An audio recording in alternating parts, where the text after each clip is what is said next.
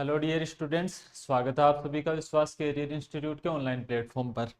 तो आज की क्लास में हम बहुत से इंपॉर्टेंट टॉपिक्स डिस्कस करने वाले हैं भी। अगर थर्ड यूनिट जो हमारी पोलराइजेशन है उसमें आप ये लेक्चर पढ़ के जाते हो तो इससे क्वेश्चन जरूर मिलना है भी आपको। ठीक है ना, किसी भी फॉर्म में मिले, चाहे वो क्वेश्चन 2 नंबर का हो, चाहे वो 10 नंबर का हो, चाहे वो 20 नंबर का हो, हर तरीके के क्वेश्चंस आज की क्लास के अंदर हम डिस्कस करने वाले हैं। ठीक है ना, तो पोलराइजेशन या ध्रुवण के अंदर इस लेक्चर को आपको बिल्कुल भी स्किप करके नहीं जाना है। अभी तक हमने जो पोलराइजेशन के बारे में पढ़ा है, ध्रुवण के बारे में जो भी पढ़ा है, यहाँ कौन कौन सी चीजें काम में आने वाली है वो शॉर्ट में मैं आपको एक बार बता देता हूँ।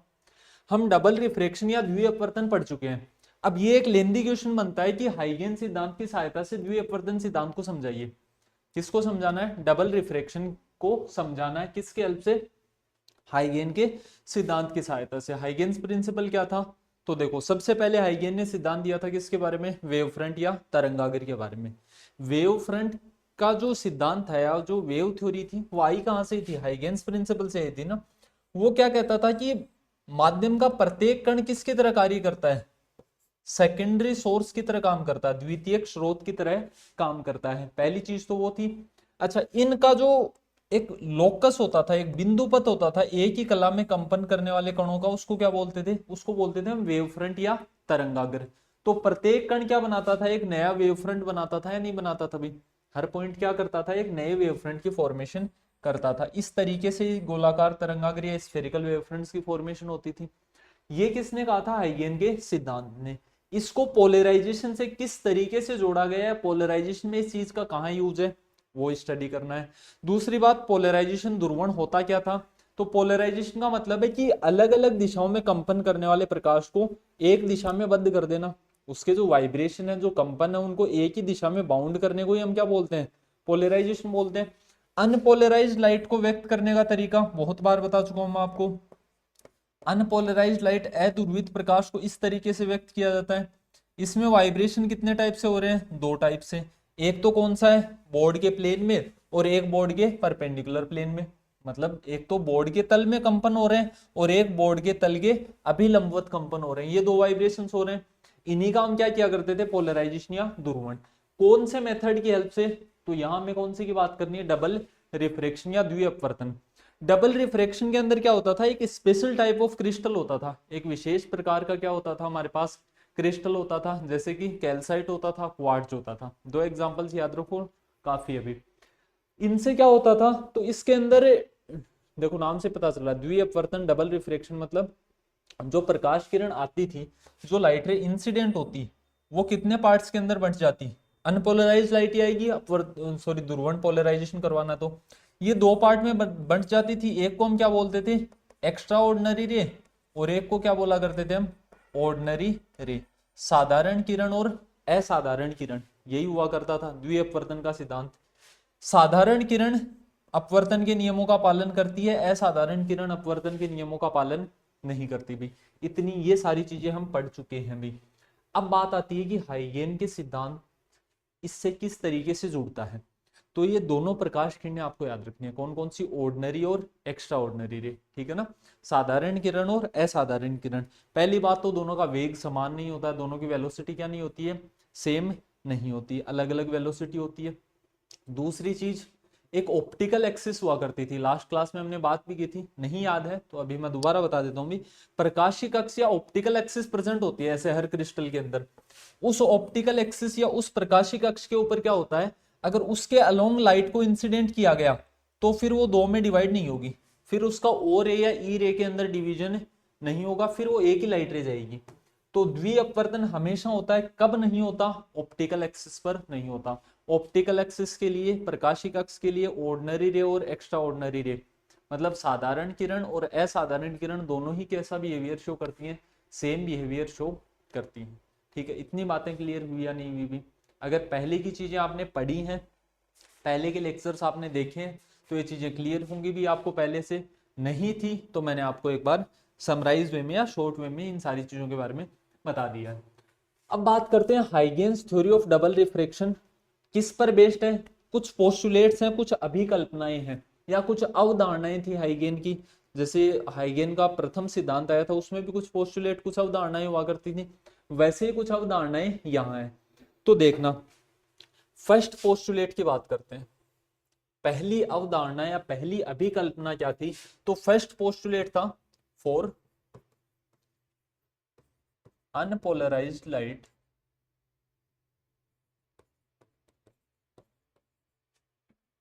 Incident light unpolarised incident light on uniaxial, एक अक्षीय क्रिस्टल की भी बात कर चुके थे, uniaxial double refracting crystal, uniaxial double refracting crystal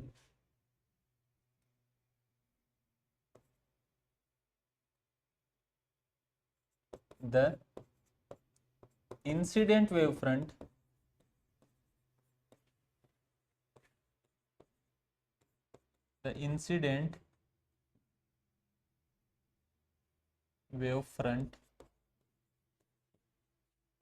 divide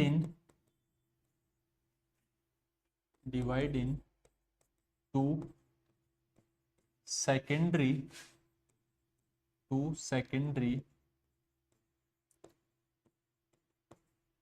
wavelets, one for O ray and other for E ray। सबसे पहली बात क्या कही इन्होंने? तो इन्होंने कहा कि ये कोई हमारे पास यूनिएक्सियल, एक अक्षीय, यूनिएक्सियल वो होता है जिसके अंदर एक ही ऑप्टिकल एक्सिस हो, ठीक है। एक अक्षीय क्रिस्टल कौन होता है? जिसके अंदर एक ही ऑप्टिकल एक्सिस हो। जैसे मान लीजिए ये इसकी ऑप्टिकल एक्सिस है, यहाँ से कोई वेवफ्रंट इंसिडेंट हुआ, यहाँ से वेवफ्रंट इंसिडेंट हुआ, तो ये कितने पार्ट के अंदर डिवाइड होगा? दो सेकेंडरी वेवलेट में, दो द्वितीयक तरंगिकाओं में विभाजित होगा। एक किसके लिए? ओ रे के लिए, और दूसरी किसके लिए? ई रे के लिए। दो वेवलेट्स या दो द्वितीयक, सेकेंडरी वेवलेट्स को क्या बोलते हैं? द्वितीयक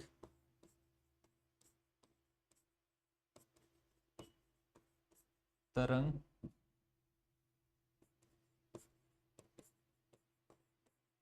तरंगिकाएं, ठीक है ना। सेकेंडरी वेवलेट्स के अंदर दो द्वितीयक तरंगिकाओं में विभाजित होता है। एक किसके लिए होता है? साधारण किरण के लिए, और एक असाधारण किरण के लिए। पहला सिद्धांत था, सॉरी पहली अवधारणा थी। हिंदी मीडियम वाला लिखना। अध्रुवित आपतित तरंगाग्र, अध्रुवित आपतित तरंगाग्र एक अक्षीय द्विअपवर्तक क्रिस्टल, एक अक्षीय द्विअपवर्तक क्रिस्टल की सतह पर दो द्वितीयक तरंगिकाओं में विभाजित होता है, दो द्वितीयक तरंगिकाओं में विभाजित होता है, दो द्वितीयक तरंगिकाओं में विभाजित होता है, जो कि एक साधारण किरण के लिए होती है, जो कि एक साधारण किरण के लिए होती है, वह अन्य असाधारण किरण के लिए होती है। समझ गए भी बात को? अब दोनों के लिए रिफ्रैक्टिव इंडेक्स, अपवर्तनांक क्या होता है? अलग अलग होता है। रिफ्रैक्टिव इंडेक्स किसको शो करता है? विरलता या सघनता को। सघन मतलब जिसके कण पास पास हो, विरल मतलब जिसके कण दूर दूर होते हैं। तो देखो, जब भी लाइट रे, कोई भी प्रकाश है, कैसा भी प्रकाश हो चाहे वो, उसका वेग एक माध्यम में तो नियत रहता है, लेकिन जैसे वो दूसरे माध्यम में जाएगा उसका वेग बदल जाता है। जैसे लाइट की वेलोसिटी एयर के अंदर और वाटर में सेम तो नहीं होती होगी भी, और दोनों में प्रकाश का वेग सेम थोड़ी होता है। हाँ, नियत रहता है दोनों में, लेकिन दोनों में सेम नहीं होता। जैसे लाइट में है, सॉरी एयर में है तो हर जगह एयर में सेम है, वाटर में तो हर जगह वाटर में सेम है, लेकिन एयर और वाटर में सेम नहीं होता है। तो वेलोसिटी का फॉर्मूला याद रखना, किसी भी प्रकाश के वेग का सूत्र क्या होता है? वेलोसिटी का फॉर्मूला होता है c/n। c तो जानते हो आप कितना होता है? 3 × 10⁸ मीटर पर सेकेंड। ये वैसे 12th क्लास में पढ़ी भी होती है ये चीज आपने। कौन सी? कि वेग किसके व्युत्क्रमानुपाती होता है? अपवर्तनांक या रिफ्रैक्टिव इंडेक्स के इनवर्सली प्रोपोर्शनल होता है। इसका मतलब क्या हुआ?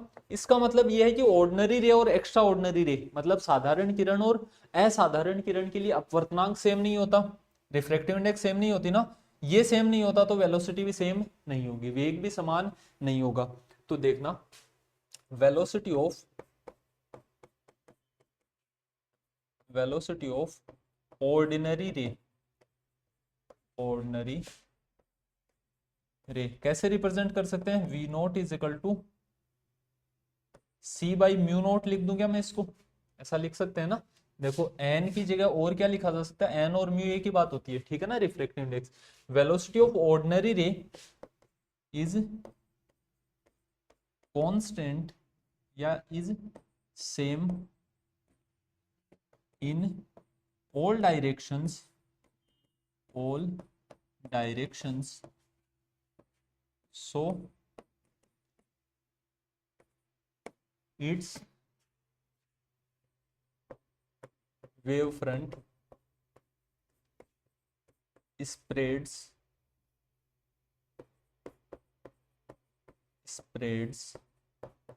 in form of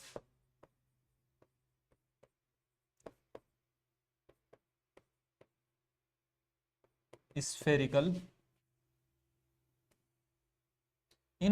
sphere, ऐसा लिखो, गोलाकार। साधारण किरण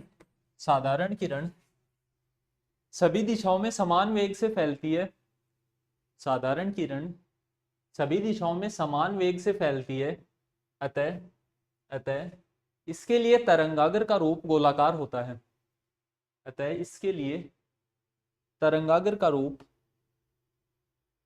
गोलाकार होता है, ठीक है ना। इतनी चीज लिख ली। तो जब भी ऑर्डिनरी रे के लिए या साधारण किरण के लिए जब भी हम क्या बनाएंगे, वेवफ्रंट बनाएंगे, तो वो वेवफ्रंट कैसा होगा, स्फेरिकल होगा, इस आकार का होगा, गोलाकार आकार का होगा। क्लियर इतनी बात। अब थर्ड पॉइंट देखना, जो एक्स्ट्रा ऑर्डिनरी रे है, कौन सी रे, जो असाधारण किरण है, वो प्रत्येक दिशा में समान वेग से नहीं फैलती। तो उसके लिए जो वेवफ्रंट्स बनते हैं वो किसके फॉर्म में बनते हैं, वो इलिप्सॉइड के फॉर्म में बनते हैं। मतलब किसके फॉर्म में बनेंगे, इलिप्स या दीर्घवृत्तज के रूप में फॉर्म होंगे वो। तो नेक्स्ट पॉइंट क्या लिख सकते हैं हम, ई रे spreads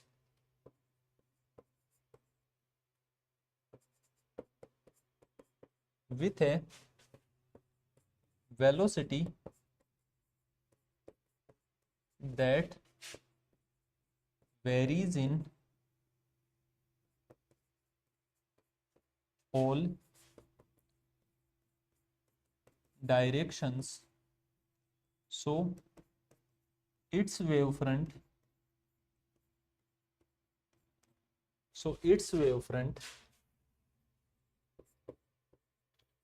spread in form of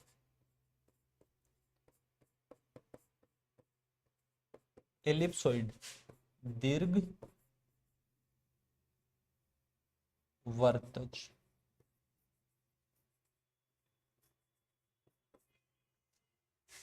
असाधारण किरण का वेग दिशा के साथ बदलता है, अतः इसका तरंगाग्र दीर्घवृत्तज के रूप में फैलता है। मतलब इसकी जो शेप होगी वो किसके फॉर्म में होगी, इलिप्स की फॉर्म में होगी। इस टाइप का क्या बन जाएगा एक, यार बन क्यों नहीं रहा रे, इस फॉर्म के अंदर क्या बन जाता है, एक इलिप्स बन जाता है। तो ई रे के लिए या जो असाधारण किरण है उसके लिए जो तरंगागर होता है, जो वेव फ्रंट होता है, उसकी कैसी, या वेवलेट भी बोल देते हैं इसी को, इसकी कैसी फॉर्म होगी हमारे लिए, तो इसकी फॉर्म होगी इलिप्सॉइड की फॉर्म में या दीर्घवृत्तज के रूप में। अब नेक्स्ट, ये जो दोनों है ना, ये दो पॉइंट्स के ऊपर मिलते हैं, क्या काम मैंने, नेक्स्ट कितने पॉइंट हो गए, तीन हो गए ना, fourth point, these secondary wavelets for O ray and E ray meet at two, दिख रहा है क्या भैया आगे आप, चलो इधर meet at 2 points, meet at 2 points. साधारण व असाधारण किरण के लिए ये द्वितीयक तरंगाग्र या द्वितीयक तरंगिकाएं, साधारण व असाधारण किरण के लिए ये द्वितीयक तरंगिकाएं दो बिंदुओं पर मिलती हैं। अच्छा, क्यों मिलती होंगी दो पॉइंट्स के ऊपर, बात समझना। ये ऑर्डिनरी रे के लिए स्फेयर की फॉर्म में बन गया। अच्छा, यूनिएक्सियल क्रिस्टल लिया है क्या हमने, शुरू में एक चीज ध्यान दो, हम किस क्रिस्टल की बात कर रहे हैं, यूनिएक्सियल, एक अक्षीय।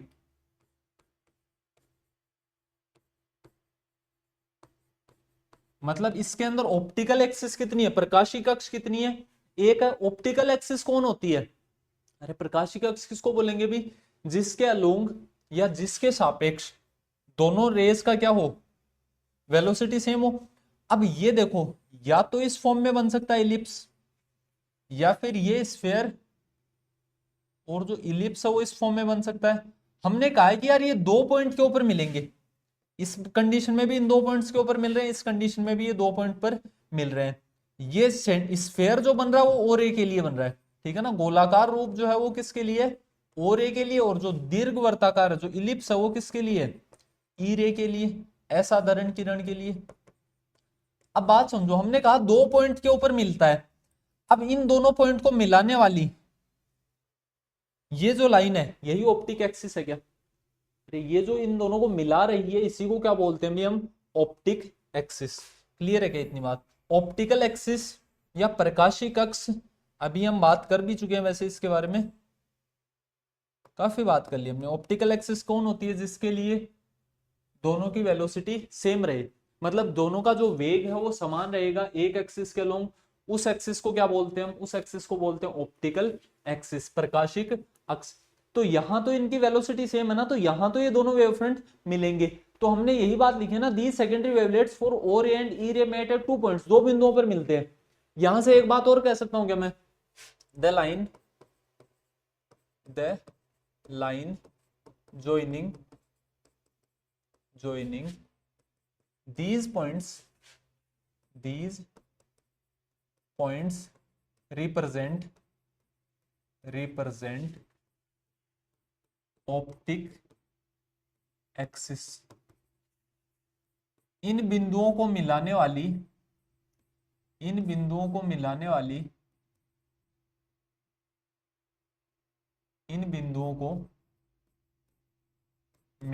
मिलाने वाली रेखा प्रकाशिक अक्ष को व्यक्त करती है। इन बिंदुओं को मिलाने वाली रेखा प्रकाशिक अक्ष को व्यक्त करती है। किसको रिप्रेजेंट कर रही है भी, ऑप्टिक एक्सिस को रिप्रेजेंट कर रही है। ये सारी चीजें समझ में आई या नहीं आई भी। अब यहां से हम क्या करते हैं, जो भी क्रिस्टल है, अभी हमने दो अरेंजमेंट दिख रहे होंगे तुम्हें बोर्ड पर, ये दोनों अरेंजमेंट हमेशा तो पॉसिबल नहीं होते होंगे। ये व्यवस्थाएं, ये अरेंजमेंट कब होंगे भी, ये अरेंजमेंट्स कब होंगे, खुद सोचो ना, अलग अलग कंडीशंस के अंदर होते होंगे। तो एक बार तो क्या बनेगा, यहाँ पॉजिटिव क्रिस्टल बनता है और एक बार क्या बनता है, नेगेटिव क्रिस्टल बनता है। तो यहाँ किसकी फॉर्मेशन होती है, या ये फॉर्मेशन कब होती है, जब क्रिस्टल अलग अलग टाइप का होता है। एक तो हमारे पास धनात्मक क्रिस्टल है, एक क्या है, ऋणात्मक क्रिस्टल। पॉजिटिव क्रिस्टल कौन सा है, पॉजिटिव क्रिस्टल है कि जब ई रे ओ रे के अंदर हो। क्या कहा मैंने, ओ रे तो फिक्स है, ये ऑर्डिनरी रे है, साधारण किरण है, ये निश्चित है।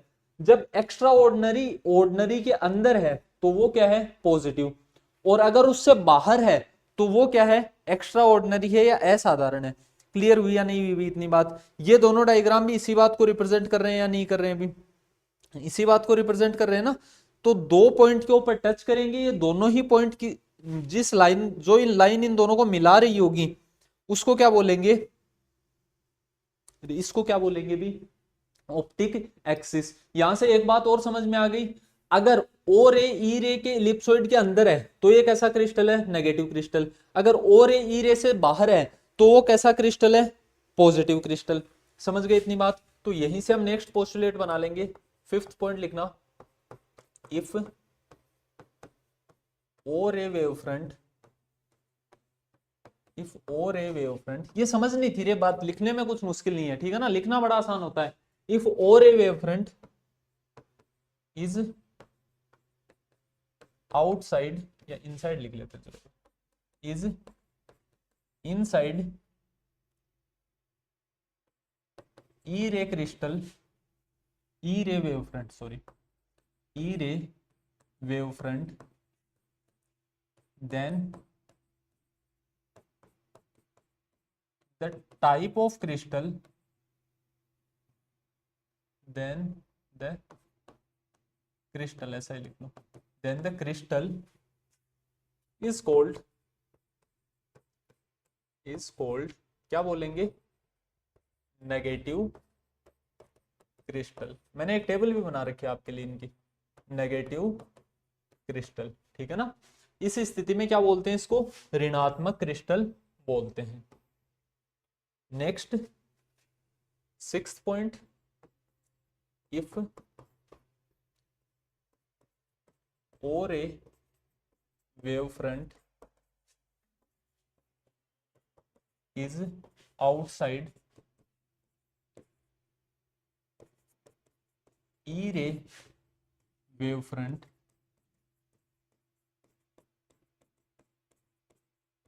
then it is called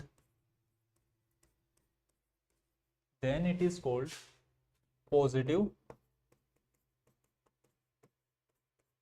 crystal.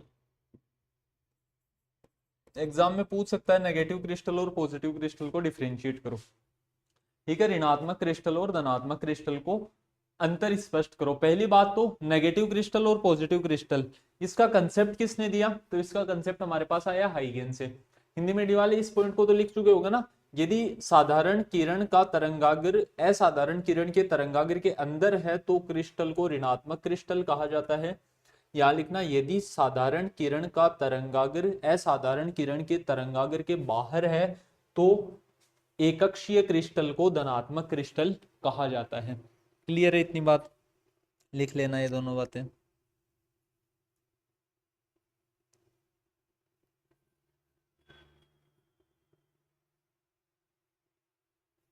अब देखो, ऑर्डिनरी रे और एक्स्ट्रा ऑर्डिनरी रे, लास्ट लेक्चर में भी हम बात कर चुके थे।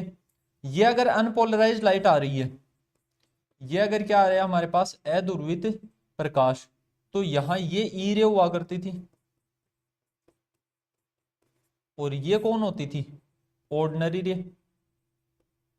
अरे यही हुआ करता था ना, साधारण और असाधारण किरणें इसी तरीके से होती थी। दोनों ऑर्डिनरी रे और एक्स्ट्रा ऑर्डिनरी रे, क्या दोनों प्लेन पोलराइज्ड होती थी या नहीं होती थी भी, तो लिख लेना, both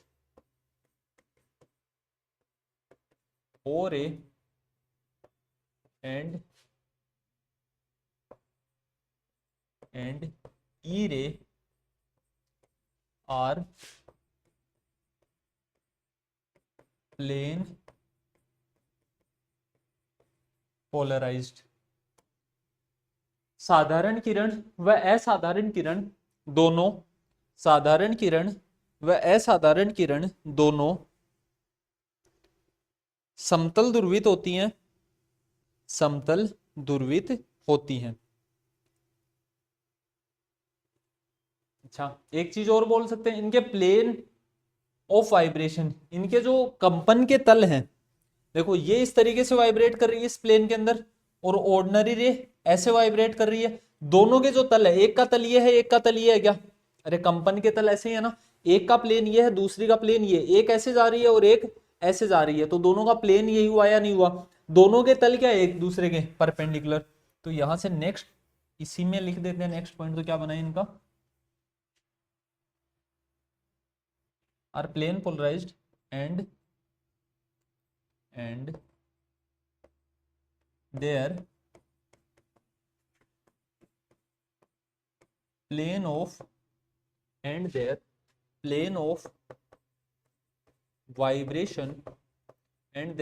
of vibration are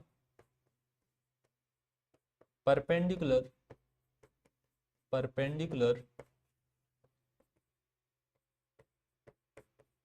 to each other। वह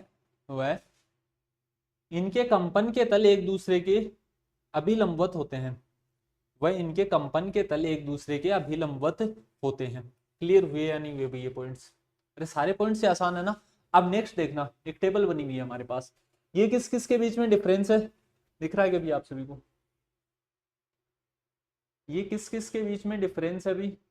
ये डिफरेंस है पॉजिटिव क्रिस्टल और नेगेटिव क्रिस्टल के बीच में। अच्छा एक बात बताओ, क्या अब मैं इतना मान सकता हूं कि एक्सप्लेनेशन तुम खुद, चलो छोड़ो पहले इनके देख लेते हैं। नेगेटिव क्रिस्टल और पॉजिटिव क्रिस्टल के बीच में डिफरेंस लिखे हैं, ध्यान से देखना। नेगेटिव क्रिस्टल कौन होता है? ऋणात्मक crystal. If V naught is velocity of ordinary ray, साधारण किरण के वेग को किससे व्यक्त कर दिया? वी नोट से। और असाधारण को किससे व्यक्त कर दिया? वी से। तो वी नोट वी से कम होगा, ऑर्डिनरी के लिए एक्स्ट्रा ऑर्डिनरी से कम होगा। ऑर्डिनरी एक्स्ट्रा ऑर्डिनरी के अंदर है, देखो ओ ई के अंदर है या नहीं? अभी आपको सही दिख रहा है क्या? एक सेकंड रुकना, कुछ फर्क पड़ा होगा अभी, ठीक है ना? अब थोड़ा क्लियरिटी ज्यादा आई होगी ना। एक सेकंड रुको, चलो सही है। वैसे देख लेना यार आप, वरना पीडीएफ के अंदर तो मिलना ही आपको एप्लीकेशन के ऊपर। यहां देखो क्या बात की हमने, सबसे पहले ऋणात्मक क्रिस्टल के लिए, नेगेटिव क्रिस्टल के लिए ऑर्डिनरी रे का सब कुछ कम है। क्या कहा मैंने? ऋणात्मक क्रिस्टल के लिए साधारण किरण का सब कुछ कम होगा। यदि क्रिस्टल में साधारण किरण का वेग वी नोट तथा असाधारण का वी है, तो वी नोट अगर वी से कम है तो ऋणात्मक, वी नोट वी से ज्यादा है तो धनात्मक, म्यू नोट म्यू ई से ज्यादा है। अच्छा देखो एक बात याद रखो, वेग अगर ज्यादा है तो अपवर्तनांक कम होगा।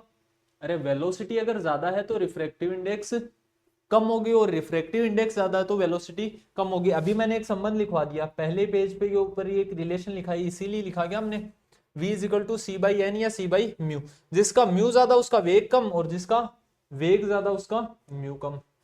तो ये चीज तो है, जैसा वेग है उससे उल्टा कौन होगा? Refractive index. अच्छा ऑप्टिक एक्सिस के अनुदिश along optic axis, optical axis के अलोंग सब कुछ सेम है, दोनों के अंदर सेम है, चाहे वो कैसा हो, पॉजिटिव क्रिस्टल हो चाहे वो नेगेटिव क्रिस्टल हो। अभी हमने देखा है एक पॉइंट के ऊपर मिल भी रहे हैं। परपेंडिकुलर टू ऑप्टिक एक्सिस छोड़ देना, ये पॉइंट आप नहीं भी याद रखोगे तो भी कोई खास दिक्कत वाली बात नहीं है। 4 पॉइंट लिख कर आने होते हैं, 4 है हमारे पास। ऑप्टिक एक्सिस का डायग्राम बना दोगे, और ये डायग्राम अभी हम पढ़ ही चुके हैं, ठीक है ना? इधर सेम है, ये हिंदी मीडियम वालों के लिए, ये किसके लिए? इंग्लिश मीडियम वालों के। नेगेटिव क्रिस्टल का एग्जाम्पल कौन होता है? Calcite crystal. और हमारे लिए यहां सबसे ज्यादा काम में आने वाला पॉजिटिव क्रिस्टल, धनात्मक क्रिस्टल का उदाहरण कौन है? क्वार्ट्ज। ठीक है, ऋणात्मक का उदाहरण कौन? कैल्साइट। धनात्मक का उदाहरण कौन? क्वार्ट्ज। ठीक है, ये टेबल सब लोग नोट कर लो भी फटाफट, ठीक है ना? जल्दी से इसको नोट कर लीजिए भी सब लोग।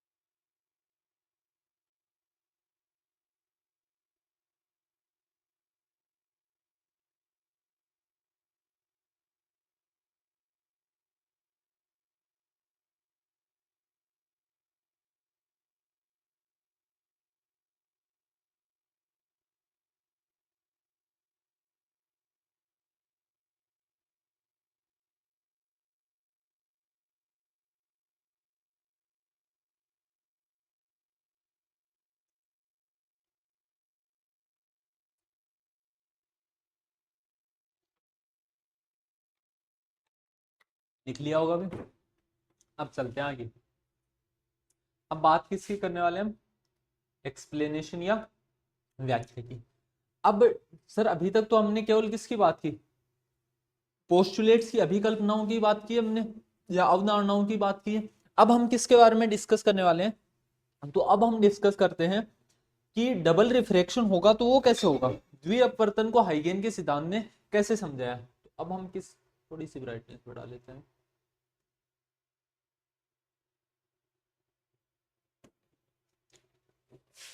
एक्सप्लेनेशन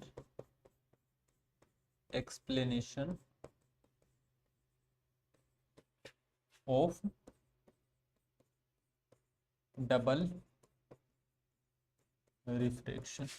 ठीक है, एक्सप्लेनेशन तो आप जानते हो, द्विअपवर्तन की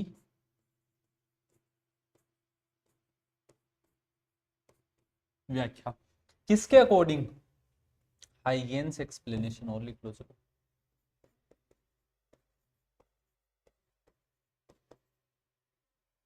हाइगेन्स एक्सप्लेनेशन ऑफ डबल रिफ्रैक्शन। हाइगेन ने डबल रिफ्रैक्शन की एक्सप्लेनेशन कैसे की? देखो, अब मैं सारी चीजें नहीं लिखूंगा आपको, अब केवल मैं आपको क्या बता देता हूं, डायग्रामेटिकल रिप्रेजेंटेशन कर ले भी। डायग्राम के बारे में क्या लिखना हुआ मैं आपको बता देता हूं। ठीक है, सबसे पहले तो जो आपको कह रहा है वैसा करना है।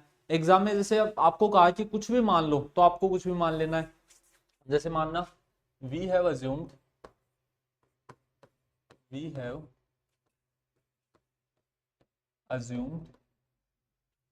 ए uniaxial calcite crystal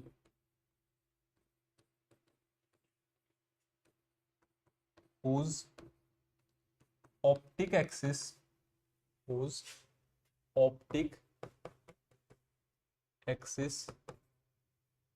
is perpendicular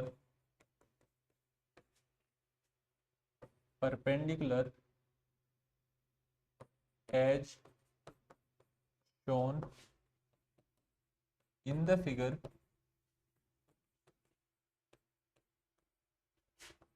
and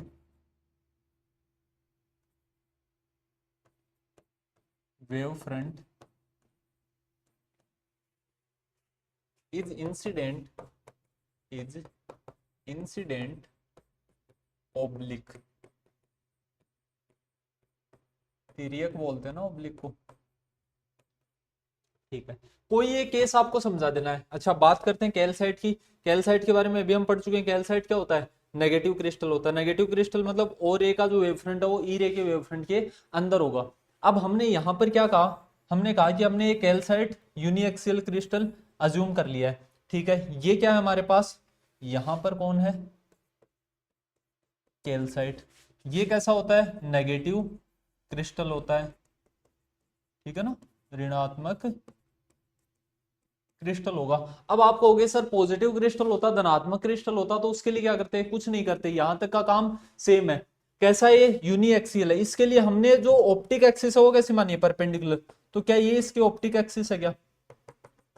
अरे ऑप्टिक एक्सिस मतलब पैरेलल में कितनी एक्सिस बना लो, कोई फर्क नहीं पड़ेगा। यही हमारे लिए क्या है? Optic axis.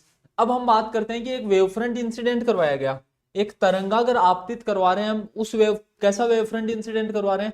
Plane wavefront. तो इस डायरेक्शन से मान लीजिए ओब्लिक इंसिडेंस करवाना है क्या हमें? देखो हमने कहा ना कैसा इंसिडेंस करवाना हमें? ओब्लिक इंसिडेंस करवाना है। तो ये मान लीजिए हमारा एक वेवफ्रंट है। इस वेवफ्रंट को क्या नाम दे दिया? अभी हमने इस पॉइंट को बोल रहे हैं ई, इस पॉइंट को क्या बोल रहे हैं? ए, इसको क्या बोल दिया? बी बोल दिया। ये कैसा वेवफ्रंट है हमारा? प्लेन वेवफ्रंट है या नहीं है? अभी समतल तरंगाग्र। ये इस तरीके से ओब्लिकली इंसिडेंस हुआ है, मतलब तिर्यक आपतन हुआ है इसका। हिंदी मीडियम वाले क्या लिख लोगे? माना कि एक एकाक्षीय कैल्साइट क्रिस्टल है जिसका प्रकाशिक अक्ष अभिलंबवत है, जैसा कि चित्रानुसार दर्शाया गया है। आपतित तरंगागर तिर्यक है तो, आपतित तरंगागर तिर्यक है तो, देखो ये वेवफ्रंट इंसिडेंट हुआ। सबसे पहले ये वेवफ्रंट का कौन सा पार्ट टकराया इस सरफेस के ऊपर? ए। अब यहां से किसकी फॉर्मेशन होगी? वेवफ्रंट की। दो सेकेंडरी वेवलेट बनेंगी, एक तो किसके लिए? ऑर्डिनरी रे के लिए, और एक किसके लिए? एक्स्ट्रा ऑर्डिनरी के लिए। कुछ ऐसा ही होगा है क्या? ये कैसा है? Negative crystal. तो ये किसके लिए बन गया? एक्स्ट्रा ऑर्डिनरी रे के लिए। और ये किसके लिए बन गया? ओ रे के लिए, ऑर्डिनरी रे के लिए, साधारण किरण के लिए। तो ये दो क्या बने हमारे पास भाई? सेकेंडरी वेवलेट्स बने या नहीं बने भाई? अब ये बी से कहां पर पहुंचा होगा, जब तक यहां मान लीजिए कोई पॉइंट है सी, जब ये वेव फ्रंट का बी पार्ट सी पॉइंट के ऊपर पहुंचा, तब तक इसने इस टाइम ड्यूरेशन के अंदर कितनी डिस्टेंस ट्रेवल कर ली होगी। स्पीड तो अलग अलग है, ये तो किसके अंदर ट्रेवल कर रहा है, अभी भी एयर के अंदर, ये पार्ट तो वेव फ्रंट का, ये पार्ट किसके अंदर ट्रेवल कर रहा है, कैल्साइट क्रिस्टल के अंदर, जो कि कैसा है, ऋणात्मक क्रिस्टल है, इसके अंदर वेग तो सेम नहीं है। तो एक वेव फ्रंट ने कुछ और डिस्टेंस ट्रेवल की होगी, दूसरे ने, मतलब ये दो वेवलेट्स के अंदर डिवाइड हुआ या नहीं हुआ अभी, एक ने कुछ और डिस्टेंस ट्रेवल की होगी, दूसरे ने कुछ और डिस्टेंस ट्रेवल की होगी या नहीं की होगी भी, कितनी डिस्टेंस ट्रेवल की होगी, तो ऑर्डिनरी रे वाले ने, ओ रे वाले ने कितनी डिस्टेंस ट्रेवल की होगी, तो क्या उसको मैं ऐसा बोल सकता हूं बी सी म्यू नोट, और ई रे वाले ने कितनी ट्रेवल की होगी, तो इसको क्या मैं ऐसा बोल सकता हूं बी सी म्यू ई, सेम टाइम इंटरवल के अंदर।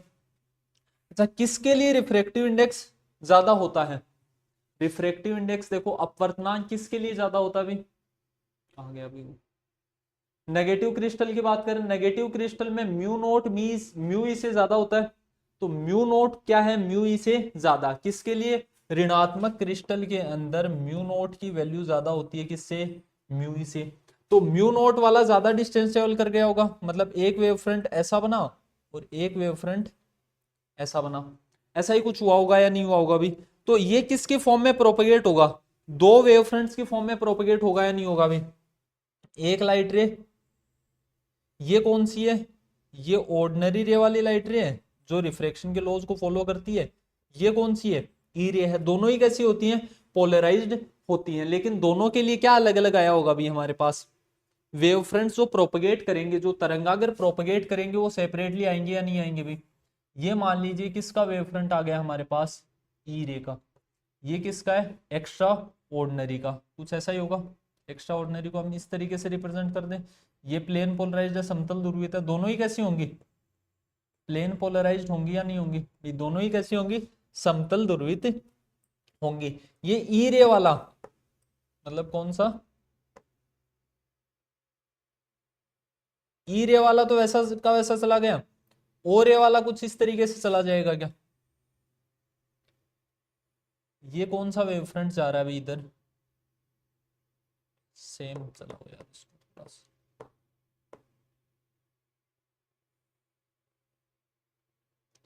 मतलब प्लेन वेव फ्रंट है तो प्लेन जैसा लगना चाहिए ना।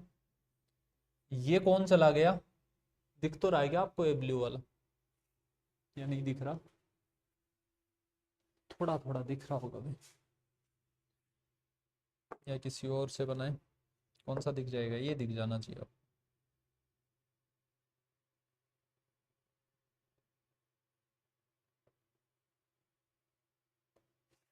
इसके अंदर जो वाइब्रेशंस हो इस तरीके से हो रहे हैं, जो बोर्ड है उसके प्लेन के कैसे हो रहे हैं, परपेंडिकुलर हो रहे हैं या नहीं हो रहे हैं भी। तो ये कौन सा वेव फ्रंट निकल गया, ओ रे वाला वेव फ्रंट निकल गया। तो एक वेव फ्रंट इधर निकलेगा, एक वेव फ्रंट इधर निकलेगा, यही एक्सप्लेनेशन दी थी किसने, हाइगेन ने। क्लियर हुई या नहीं हुई। तो अगर आपको क्या याद है, पहले वाली चीजें याद है, अब यहाँ पॉजिटिव की जगह नेगेटिव कह देता, तुम्हें कह देता कि ये क्या है, ऋणात्मक क्रिस्टल है, ओ ऊपर चला जाता, ई नीचे आ जाता। बात समझ रहे हो या नहीं समझ रहे भी, अरे नेगेटिव क्रिस्टल से पॉजिटिव क्रिस्टल का केस उल्टा हो जाता, तो ये वाइब्रेशन नीचे आ जाते और ये जो डॉटेड वाले वाइब्रेशन है ये कहां चले जाते, ऊपर चले जाते।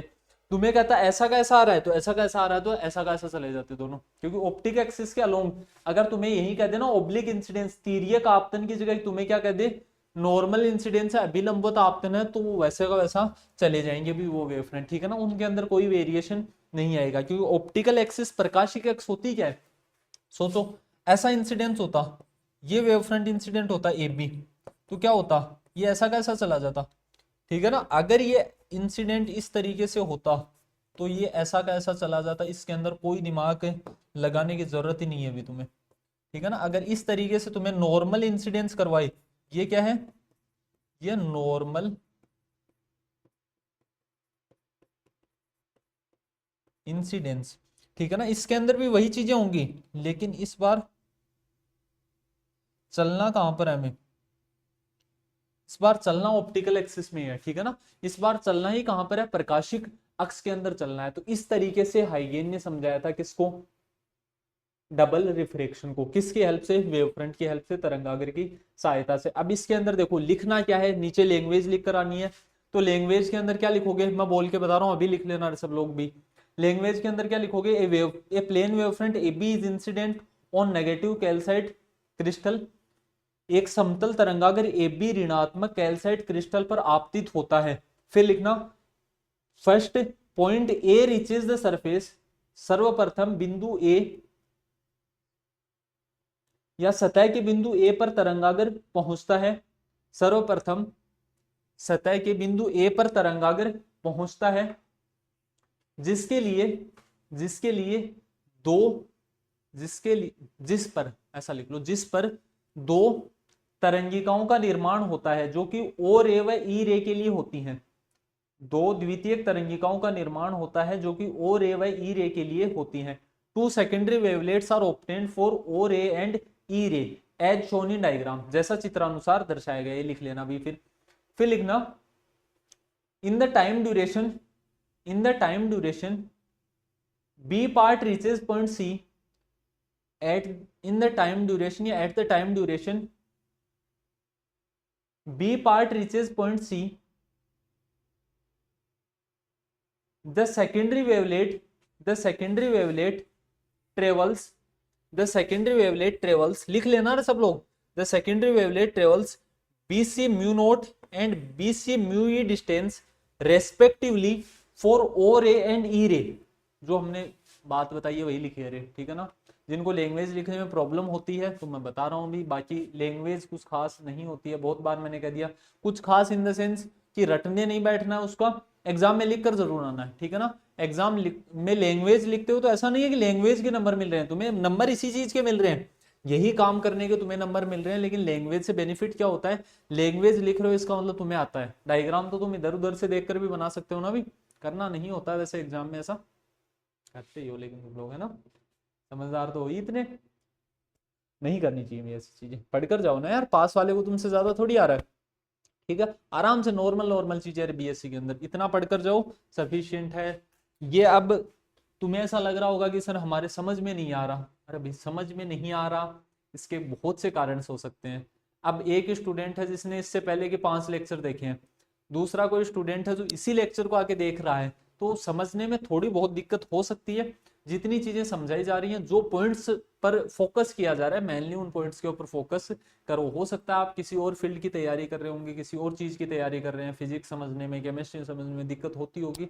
अगर आपका टारगेट यही है कि आगे हमें भाई इन्हीं के अंदर स्कोप बनाना है, बीएससी करनी है, एमएससी करनी है, पीएचडी करनी है, रिसर्च फील्ड में जाना है, आईआईटी जेम एग्जाम की अगर प्रिपरेशन कर रहे हो, नेट की प्रिपरेशन करोगे अगर आगे जाके, तो ये चीजें काम की हैं। बाकी अगर किसी और कंपेटिटिव एग्जाम की तैयारी कर रहे हो तो इनको इस सेंस में पढ़ो कि हाँ भाई मुझे इस तरीके से ये की पॉइंट्स हैं, इनको याद रखना, और इससे मैं लैंग्वेज बनाकर लिख कर आ जाऊंगा भी, ठीक है। लिख चुके होंगे ना, हिंदी मीडियम वाले लिख लेना। जैसे ही तरंगाग्र का बी भाग सी बिंदु पर पहुंचता है तो द्वितीयक तरंगिकाएं बी सी म्यू नोट व बी सी म्यू ई दूरी क्रमशः साधारण किरण व असाधारण किरण के लिए तय कर चुकी होती हैं।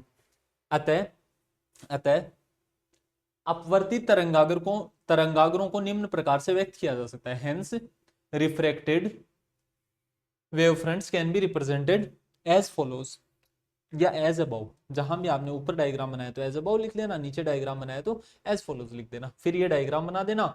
अब मैंने क्या कहा है, हो सकता है नेगेटिव क्रिस्टल की जगह तुम्हें पॉजिटिव क्रिस्टल कह दे, कुछ खास फर्क पड़ेगा, कोई फर्क नहीं पड़ेगा, जो नीचे ऊपर आ जाएगा ऊपर वो नीचे आ जाएगा। अभिलंबित आपतन नॉर्मल इंसिडेंस के लिए कहते तो नॉर्मल इंसिडेंस समझाना और आसान है। नॉर्मल इंसिडेंस या अभिलंबित आपतन में जैसे लाइट आ रही होती है वैसी की वैसी वापस अंदर चली जाती है भी। क्लियर, कोई कंफ्यूजन नहीं होगा, नोट कर लो, ये डायग्राम बना लो भी सब।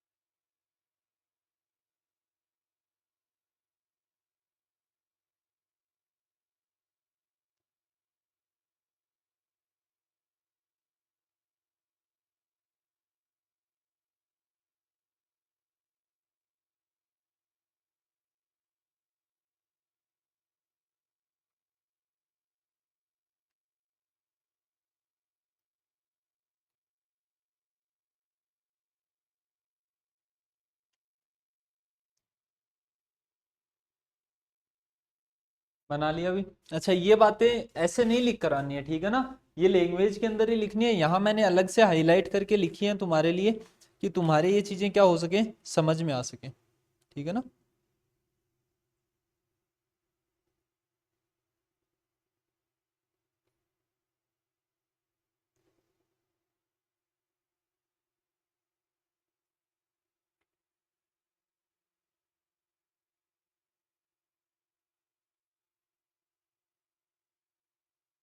अब नेक्स्ट और इम्पोर्टेंट टॉपिक है हमारे पास। अब छोटे छोटे टॉपिक बचे, ठीक है ना, इनको फटाफट कवर कर लें, कवर आज की क्लास में करेंगे भी, लेकिन सारी चीजें दिख रहा है क्या आपको? ठीक है, टॉपिक क्या है पहले यहाँ देख लो। Quarter wave and half wave plate, चतुर्थांश चतुर्थांश तरंग तथा अर्ध तरंग पट्टिकाएं, ये क्या होता है सर, है ना। Quarter wave and half wave plates क्या होती हैं, इनके बारे में हमें बात करनी है। देखो, दो तीन तरीके के क्वेश्चंस आते हैं। पहला तो ये पूछ लेता है कि क्वार्टर वेव प्लेट जो चतुर्थांश तरंग पट्टिका है उसके बारे में समझाओ। दूसरी बात, उसके लिए उसकी न्यूनतम मोटाई, उसकी मिनिमम थिकनेस डिराइव करो, ठीक है ना, उसकी न्यूनतम मोटाई ज्ञात करो, ऐसा पूछ सकता है। दूसरा यही सेम क्वेश्चन किसके लिए पूछ सकता है, हाफ वेव प्लेट अर्ध तरंग पट्टिका के लिए भी यही सेम क्वेश्चन पूछ सकता है कि उसको समझाओ और नेक्स्ट क्या निकालो उसके लिए। उसके लिए भी वही चीजें, हाफ वेव प्लेट के लिए भी मिनिमम उसकी थिकनेस, उसकी न्यूनतम मोटाई कितनी होनी चाहिए उस प्लेट की, वो निकालो। तो समझाना क्या है कि ये काम क्या करती हैं, ठीक है ना, इनका क्या काम होता है या किस लिए इनको यूज में लिया जाता है।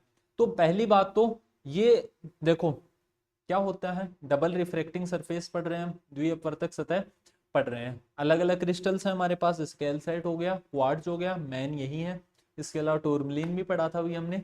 तो इन दो तीन क्रिस्टल जो भी स्पेशल क्रिस्टल्स होते हैं जिनके अंदर डबल रिफ्रैक्शन होता है, उनके अंदर ओ रे और ई रे बन रही है, ऑर्डिनरी रे और एक्स्ट्रा ऑर्डिनरी रे, साधारण और असाधारण किरणों का निर्माण हो रहा है।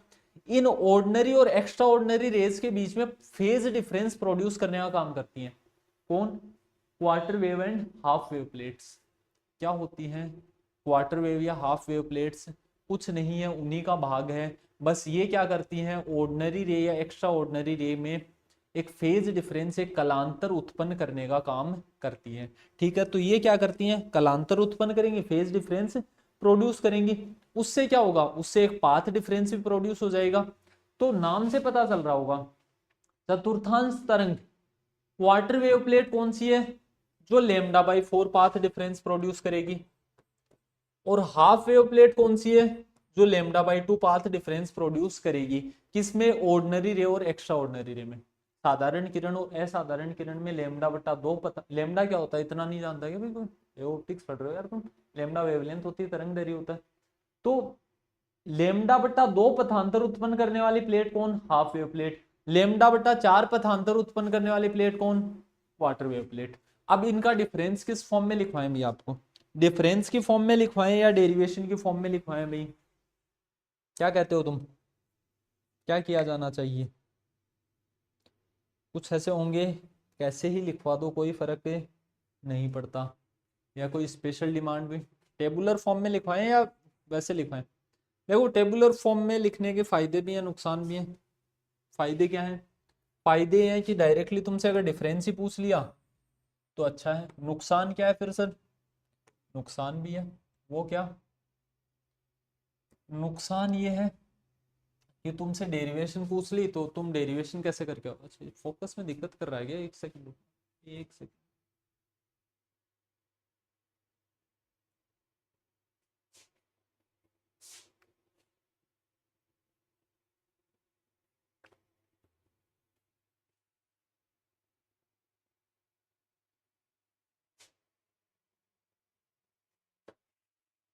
सही नहीं दिख रही क्या भाई स्क्रीन आपको?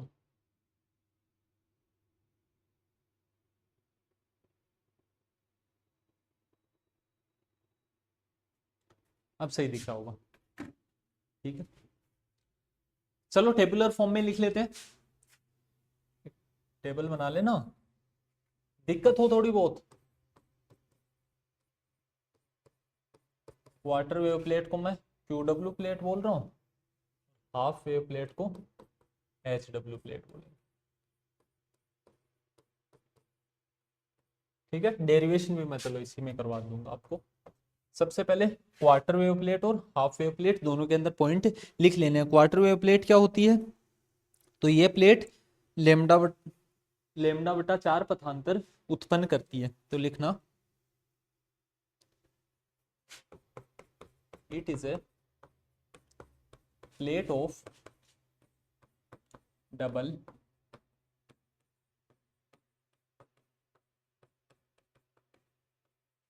Refracting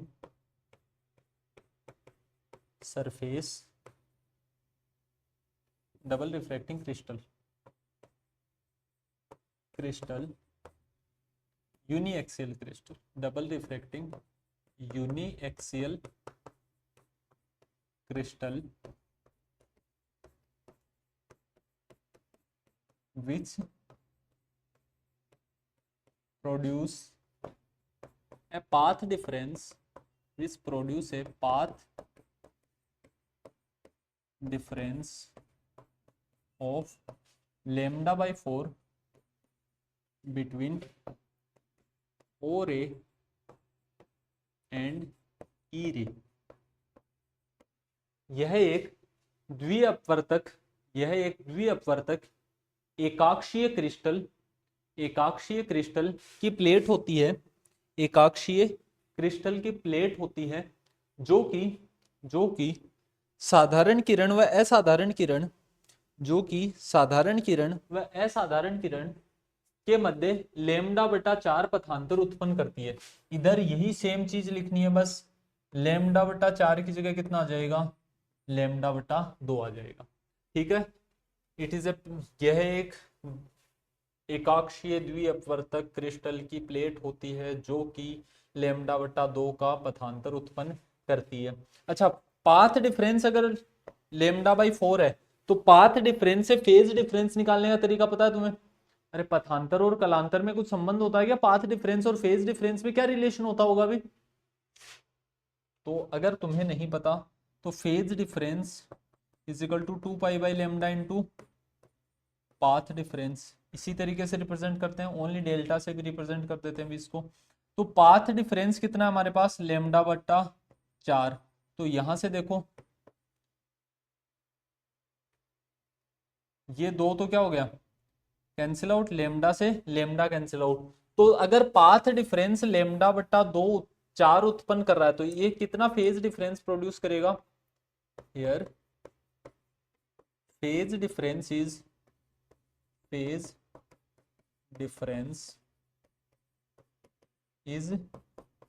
pi by 2। यहां कलांतर, ऐसा लिख लो, यहां पाई बटा 2 कलांतर उत्पन्न होता है। हियर फेज डिफरेंस इज, इधर फेज डिफरेंस कितना होगा, फेज डिफरेंस कलांतर इधर कितना होगा भी, इधर पाई हो जाएगा। लेमडा बटा 2 के लिए कितना पथांतर उत्पन्न होता है, फेज डिफरेंस कितना होता है, पाई होता है। तो जो पाथ डिफरेंस लेमडा बटा जो 4 और फेज डिफरेंस पाई बटा 2 उत्पन्न करे वो क्वार्टर वेव प्लेट, जो पाथ डिफरेंस लेमडा बटा 2 और फेज डिफरेंस पाई प्रोड्यूस करे वो कौन, हाफ वेव प्लेट। हाफ मतलब पाथ डिफरेंस हाफ, क्वार्टर मतलब क्वार्टर 1/4 होता है ना, अरे चतुर्थांश मतलब अंश का मतलब भाग, कौन सा भाग, चौथा भाग, किसका, वेवलेंथ का। तो ये चीज इंपॉर्टेंट है, यहां लेमडा बाई 4, यहां लेमडा बाई 2। अगर पाथ डिफरेंस आपको पता है तो फेज डिफरेंस निकाल पाना कोई बड़ी बात नहीं है। ठीक है ना, ये डिफरेंस समझ गए होंगे भी। अच्छा, नेक्स्ट डिफरेंस एक पॉइंट और लिख लेना, ये हमेशा क्या बनाएगा, हाफ वेव प्लेट जो होती है, कौन सी, अर्ध तरंग पट्टिका, ये हाफ वेव प्लेट हमेशा प्लेन पोलराइज्ड लाइट प्रोड्यूस करती है। दिस प्लेट, इसमें लिख लेना, दिस प्लेट, याद है कि इतना फेज डिफरेंस कब हुआ करता था? अगर जिन्होंने प्लेन पोलराइज्ड, सर्कुलर पोलराइज्ड ये लाइट पढ़ी है उनको पता होगा। 3 तरीके की लाइट होती है ना हमारे पास, प्लेन पोलराइज्ड, सर्कुलरली पोलराइज्ड और इलिप्टिकली पोलराइज्ड। ये भी इंपॉर्टेंट कंसेप्ट होता है। समतल ध्रुवित, वर्त ध्रुवित, दीर्घवृत्त ध्रुवित, this plate produces plane polarised light. यह प्लेट समतल ध्रुवित प्रकाश उत्पन्न करता है। यह प्लेट समतल ध्रुवित प्रकाश उत्पन्न करती है। इसमें क्या कहोगे? दिस प्लेट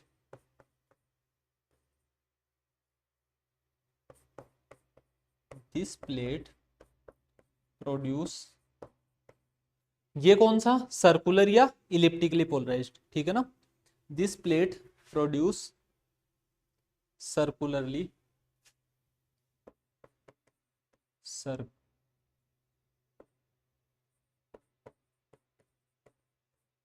सर्कुलरली और इलिप्टिकली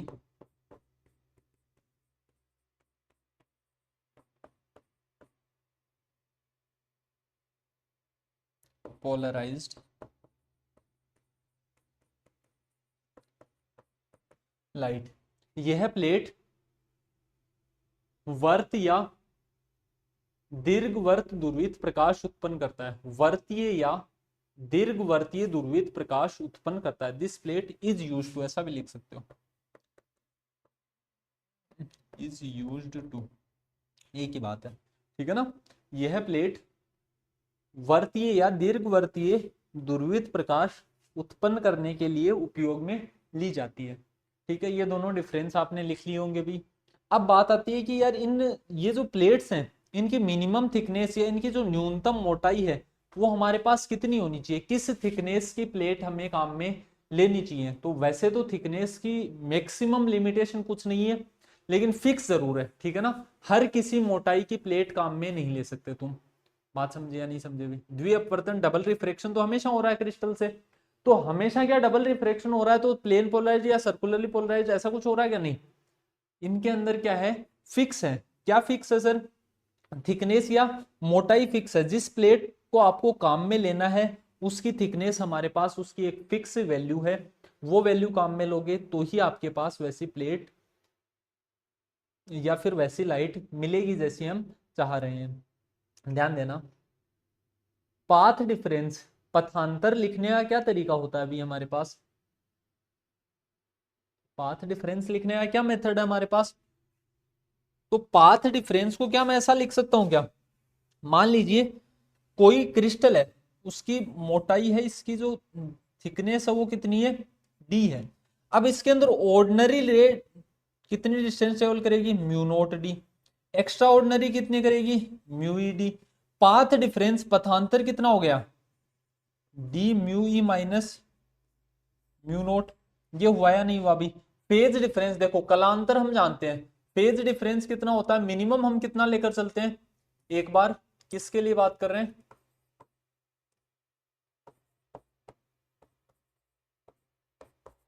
क्वार्टर वेव प्लेट के लिए। इधर क्वार्टर वेव प्लेट ही लिख रखी थी ना अभी हमने, हाँ क्वार्टर वेव। और इधर क्या है अभी, इधर हम बात कर रहे हैं, सही है ना। तो इधर है हमारे पास हाफ वेव प्लेट, ठीक है। दोनों के लिए बात कर लेते हैं। क्वार्टर वेव प्लेट के अंदर क्या होता था, phase difference, minimum phase difference की बात करते हैं, कितना कलांतर उत्पन्न करेगी। तो मिनिमम थिकनेस पर मिनिमम फेज डिफरेंस प्रोड्यूस करेगी। तो मिनिमम फेज डिफरेंस की वैल्यू कितनी है अभी हमारे पास, कलांतर कितना उत्पन्न होना चाहिए, यहां π/2 मिनिमम, ठीक है ना। अभी हम और आगे की भी बात करेंगे। यहाँ फेज डिफरेंस कितना होना चाहिए, π/2। यहाँ फेज डिफरेंस कितना प्रोड्यूस होना चाहिए, मिनिमम पाई होना चाहिए। उससे आगे हो सकता है क्या, बिल्कुल हो सकता है। ये ऐसा कैसा रहने देते हैं अभी। फेज डिफरेंस को लिखने का तरीका क्या, delta is equal to 2π/λ into path difference, यही होता है पथांतर। अच्छा, पाथ डिफरेंस को इस बार हम लेमडा की फॉर्म में न लिख के किसके, लेमडा की फॉर्म में लिखोगे तो लेमडा से लेमडा कैंसिल आउट हो जाएगा, वापस ये की वैल्यू आ जाएगी। यहां से एक्चुअल में देखो, ये हमारे पास अनपोलराइज्ड लाइट आई, इसके अंदर किसने डिस्टेंस ट्रेवल की, ऑर्डिनरी रे और एक्स्ट्रा ऑर्डिनरी रे ने। दोनों ने कितनी डिस्टेंस ट्रेवल की, क्या सेम दूरी तय की है दोनों ने? देखो एक सीधी गई है, एक इधर गई है। दोनों ने डिस्टेंस क्या किए हैं, अलग अलग ट्रेवल किए हैं या नहीं किए अभी? तो दोनों के बीच में पाथ डिफरेंस आया, कितना आया, इसकी वैल्यू को कितना लिख देते हैं, डेल्टा इज इक्वल टू 2 पाई/λ इनटू कितना लिख सकता हूं मैं, यहां क्या ऐसा लिख सकता हूँ क्या, D mu E minus mu note. अच्छा, mu E minus mu note किसके लिए लिखोगे, दो तरीके के क्रिस्टल पढ़े हैं देखो अभी हमने, पॉजिटिव क्रिस्टल और नेगेटिव क्रिस्टल। म्यू ई ज्यादा किसके लिए होता है, पॉजिटिव के लिए, म्यू नोट ज्यादा किसके लिए होता है, नेगेटिव के लिए। तो म्यू ई अगर मैं ज्यादा लिख रहा हूं तो कौन सा क्रिस्टल है, पॉजिटिव। तो ये कौन सा क्रिस्टल की बात कर रहे हैं अभी हम, ये किसके लिए होगा, पॉजिटिव क्रिस्टल। तो तुमसे अगर मिनिमम डिस्टेंस मिनिमम थिकनेस पूछ रहा है तो आपका पहली चीज क्या होनी चाहिए, किसके लिए पूछा जा रहा है, धनात्मक क्रिस्टल के लिए या फिर ऋणात्मक के लिए। धनात्मक के लिए लिखने का तरीका यही है, धनात्मक क्रिस्टल। अरे अलग अलग देखो, ऋणात्मक में धनात्मक में अगर पॉजिटिव क्रिस्टल में जो नीचे है वो नेगेटिव में ऊपर आ जाएगी, बस इतना ही फर्क पड़ेगा। यहां देखना डेल्टा की जगह कितना लिख सकता हूँ, यहां मैं पाई/2 लिख सकता हूँ क्या, तो यहां देखना, यहां हमने कितना लिखा, इसको मिटा दूं क्या अभी, मिटा देना इसको, इतना तो समझ ही गए होंगे। ये डी क्या है, मिनिमम थिकनेस, इसकी जगह मैंने कितना लिख दिया, पाई/2 इज इक्वल टू 2 पाई/λ into D mu E minus mu naught. हमें क्या निकालनी है, डी की डेरिवेशन पूछता है। तो डी पाई से पाई क्या हो गया, कैंसिल आउट हो गया यहाँ से, ये लेमडा ऊपर मल्टीप्लाई में गया, कितना आ गया, लेमडा बाई ये 2 इधर आया 4 mu E minus mu note. किसके लिए है ये, फॉर पॉजिटिव क्रिस्टल। अगर नेगेटिव क्रिस्टल होता तो डी कितना लिख सकते थे, λ/4, बाकी चीजों में कोई फर्क नहीं पड़ता, यहाँ म्यू नोट आ जाता, यहाँ क्या आ जाता, म्यू ई आ जाता। ये किसके लिए है, ये है फॉर नेगेटिव क्रिस्टल। ठीक है, डेरिवेशन पूछ रहा है तो भी लिख कर आ जाना तुम, ऋणात्मक क्रिस्टल। पूरा समझाने के लिए कहा है तो पूरा भी अभी हमने समझा दिया है कि ऐसा क्यों आया। ये डी क्या है, तो यहां याद रखना, यहां डी है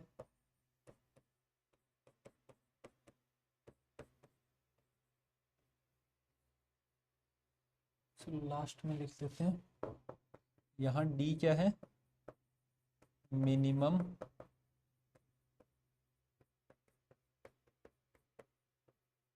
थिकनेस ऑफ प्लेट, प्लेट की न्यूनतम मोटाई, प्लेट की क्या है, न्यूनतम मोटाई है, मिनिमम थिकनेस है। ठीक है, समझ गए भी। तो क्वार्टर वेव प्लेट के लिए मिनिमम थिकनेस कितनी आती है भी, λ/4 mu naught minus mu E, तो किसके लिए आती है, नेगेटिव क्रिस्टल के लिए, और λ/4 mu E minus mu note आती है किसके लिए, पॉजिटिव क्रिस्टल के लिए। किसके अंदर, क्वार्टर वेव प्लेट के अंदर। हाफ वेव प्लेट के अंदर कुछ बदल जाएगा, कुछ नहीं बदलेगा, डेल्टा इज इक्वल टू 2 पाई/λ इंटू पाथ डिफरेंस, यही तरीका।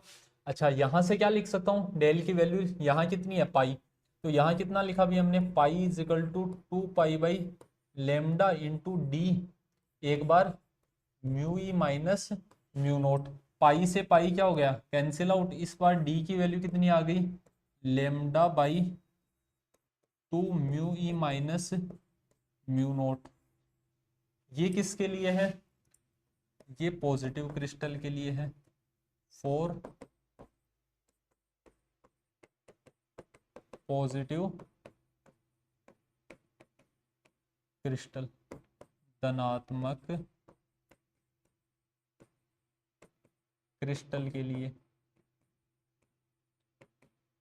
और डी की वैल्यू कितनी आ सकती है, λ/2 mu naught minus mu E, किसके लिए, फॉर नेगेटिव क्रिस्टल। है क्या भी ये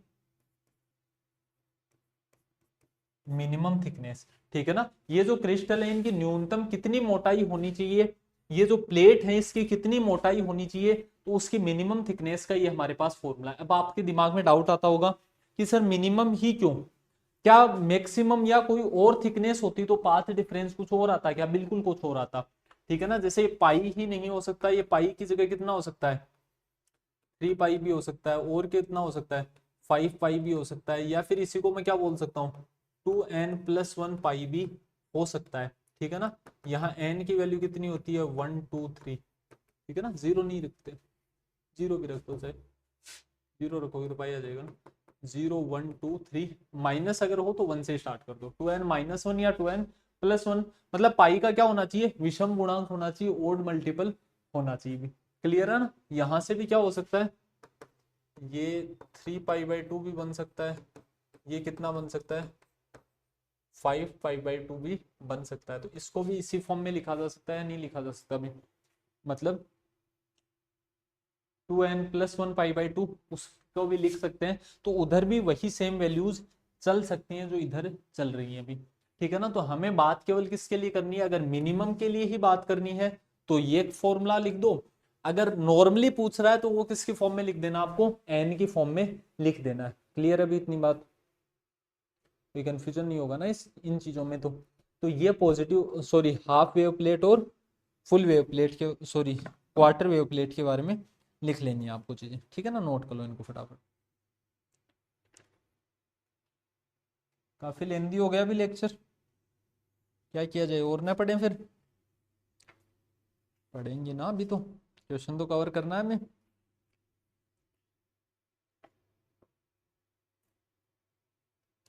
एक दो चीजें और पढ़नी है बस, उसके बाद कंप्लीट करते हैं क्लास।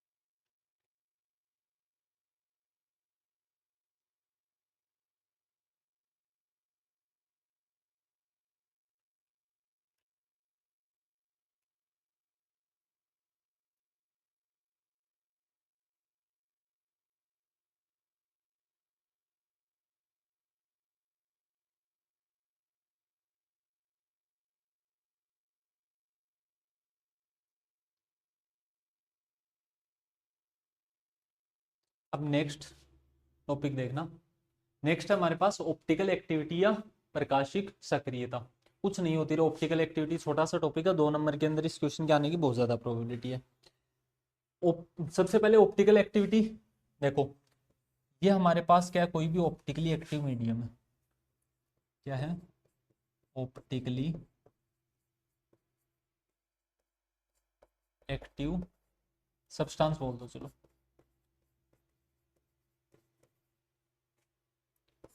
प्रकाशिक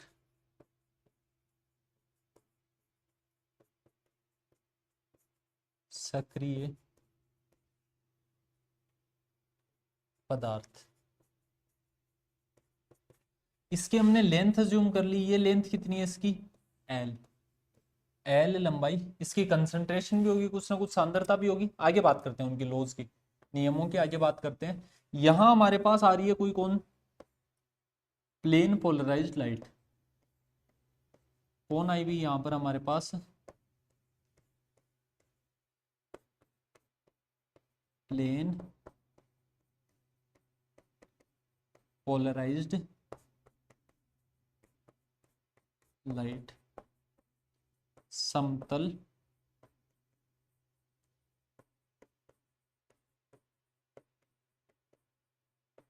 ध्रुवित प्रकाश।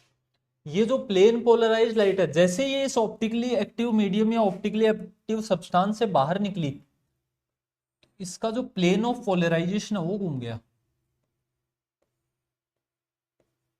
इसका जो प्लेन ऑफ पोलराइजेशन है वो क्या हो गया, अभी घूम गया। कितने एंगल से घूमा, पहले यहां पर था, इस एंगल को हम कितना बोल देते हैं अभी, थीटा बोल दिया। तो इस फिनोमिना को, इस परिघटना को क्या बोलते हैं, ऑप्टिकल एक्टिविटी। तो लिखना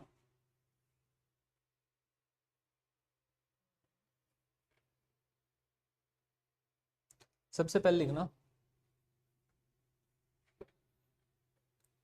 the substance which the substance which the substance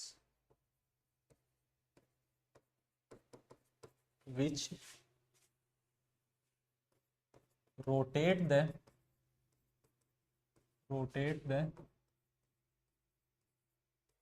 plane of polarization of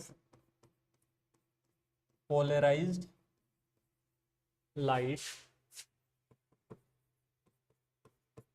are called optically active medium, and the phenomena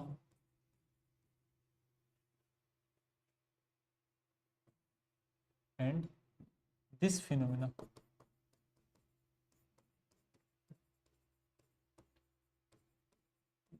phenomena is called optical activity. कुछ नहीं यार, जो नीचे हुआ है वही, उसी को ऑप्टिकल एक्टिविटी बोलते हैं, ठीक है ना। वह पदार्थ जो दुर्वित प्रकाश के दुर्वण तल को घुमा सके, दुर्वित प्रकाश के दुर्वण तल को घुमा सके, उन्हें प्रकाशिक सक्रिय पदार्थ कहा जाता है। प्रकाशिक सक्रिय पदार्थ कहा जाता है। प्रकाशिक सक्रिय पदार्थ कहा जाता है। वह इस परिघटना को प्रकाशिक सक्रियता कहते हैं। तो ऑप्टिकल एक्टिविटी क्या होती है, इतना समझ में आया या नहीं आया अभी। इसी को क्या बोलते हैं, ऑप्टिकल एक्टिविटी बोलते हैं। अब कुछ लॉज होते हैं, इसके कुछ नियम होते हैं, ठीक है ना। अलग से आपसे कहे, देखो डिपेंड करता है कितने मार्क्स में क्वेश्चन पूछा गया है। लॉज ऑफ ऑप्टिकल एक्टिविटी, प्रकाशिक सक्रियता के नियम। तो प्रकाशिक सक्रियता के नियमों को आप लैंग्वेज में बनाकर लिख देना, अगर ज्यादा मार्क्स में पूछा गया है। शॉर्ट में है, वैसे बहुत बड़ी आसान चीज है। प्रकाशिक सक्रियता मतलब थीटा। थीटा क्या है, जिस कोण से दुर्वण तल घूम गया, the angle by which plane of polarization rotates. Theta directly proportional होता है, फर्स्ट पहला नियम, थीटा डायरेक्टली प्रोपोर्शनल होता है किसके, लेंथ ऑफ द सब्सटेंस। जो पदार्थ है उसकी लंबाई के समानुपाती होगा। सामान्य सी बात है भी, जितना लंबाई का ज्यादा का पदार्थ होगा उतना ही ये कोण ज्यादा घूमेगा, ठीक है ना, क्योंकि ये पदार्थ ही तो घुमा रहा है इसको। ये जितनी ज्यादा लंबाई तक इसके अंदर से गुजरेगा उतना ही ज्यादा घूम जाएगा। दूसरा, ये थीटा जो होता है डायरेक्टली प्रोपोर्शनल होता है किसके, सी क्या है यहाँ पर, कंसंट्रेशन। किसकी है ये सब, ये क्या है, सांद्रता है। किसकी सांद्रता है, कंसंट्रेशन तो जानते हो ना कि इसके पार्टिकल्स कितने पास पास है। ये सांद्रता इस सब्सटेंस की, इस पदार्थ की सांद्रता के समानुपाती होता है। थर्ड लॉ आप लिख सकते हो कि थीटा इनवर्सली प्रोपोर्शनल होता है किसके, लेमडा स्क्वायर के। लेमडा क्या है यहाँ पर, वेवलेंथ। किसकी, वेवलेंथ तो नहीं हो सकती ना सब्सटेंस की। अरे पदार्थ का तरंग दैर्घ्य थोड़ी हो सकता है यार। अब तुम कहोगे सर कंसंट्रेशन थोड़ी बदलती है किसी भी सब्सटेंस की, बदलती है ना टेम्परेचर के साथ। अरे तापमान बदलोगे, ये तरंग दैर्घ्य है, ठीक है ना, ये वेवलेंथ है।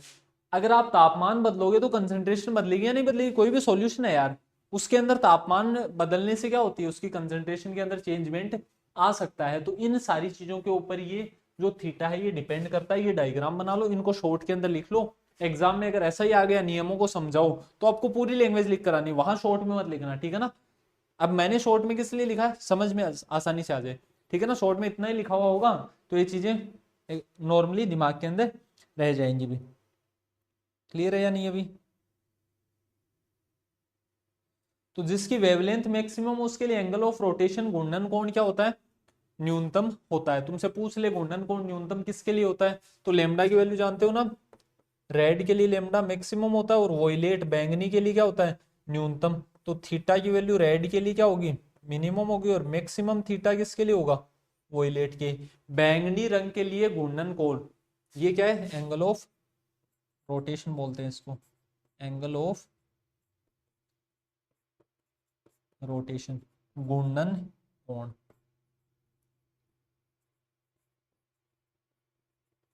घूर्णन कोण अधिकतम किसके लिए होता है? बैंगनी के लिए। न्यूनतम किसके लिए होता है? लाल रंग के प्रकाश के लिए। श्वेत प्रकाश में अगर हम व्हाइट लाइट के अंदर बात करते हैं, तो ये चीजें ऑप्टिकल एक्टिविटी बड़ी आसान सी चीज थी ना भी। तो ऑप्टिकल एक्टिविटी आप सभी को समझ में आ गई होगी भी, ठीक है ना, नोट कर लो। ऑप्टिकल एक्टिविटी में दो तरीके के पदार्थ होते हैं, एक कौन से होते हैं? राइट हैंडेड, और एक क्या होते हैं? Left handed. यही ये जो ऑप्टिकली एक्टिव मीडियम है, यही लिख देता हूं भी मैं, क्या क्या होते हैं। कंफ्यूज तो नहीं हो जाओगे ना तुम? इसको चलो ऊपर ले जाते हैं।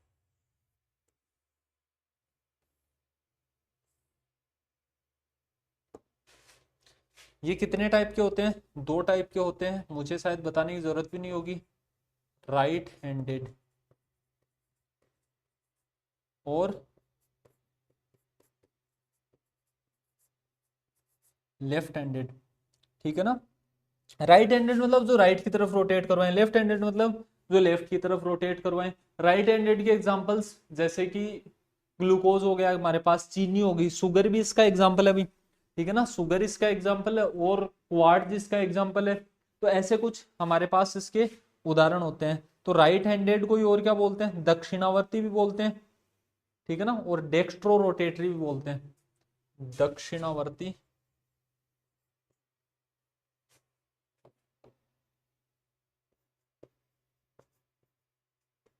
दक्षिणावर्ती,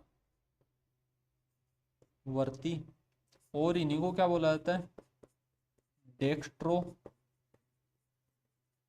रोटेटरी,